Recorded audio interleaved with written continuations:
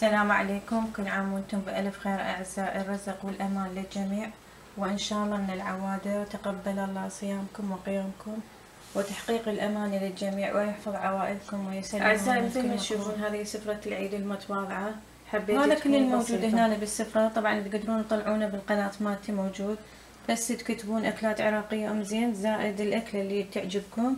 مثل هنا الجيمر أنا مسويته على القناة، منزلته على اليوتيوب.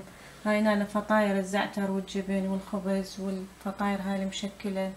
وهاي هنا سويت كاهي بعجينة الكلاج الجاهز، موجود تلقونه بالقناة. وأي شي يعجبكم. طبعا هذا كله من صنع أيدي موجود، بس من عدد جبن هذا الأصفر.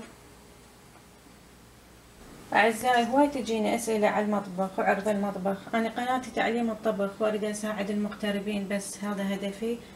بالطلاب بالأقسام الداخلية والبنات اللي يريدون يتعلمن، أنا هذا هدفي للجميع. وأنا أراعي الناس الفقراء، ما أريد أصور المطبخ وأشكال المطبخ، أحسها مو حلوة. أنا أعرض المطبخ مالتنا وأشكاله، فأحس الجرح إلهم للناس الفقراء خطية، فلازم نساعدهم ونراعيهم بهذا الإحساس.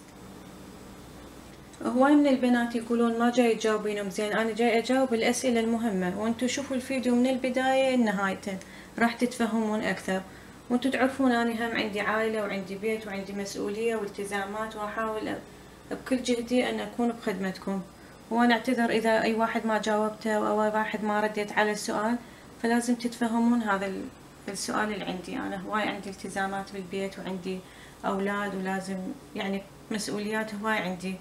وفي وقت يعني فراغي أجاوب على الأسئلة اللي المهمة، يعني البنات اللي يردون طلب أو يردون فد مساعدة أجاوبهم. يعني ما أقدر أنا أساعد التعليقات كلها أرد عليها، ولا وهو موجود يعني الفيديو بس تشوفونه.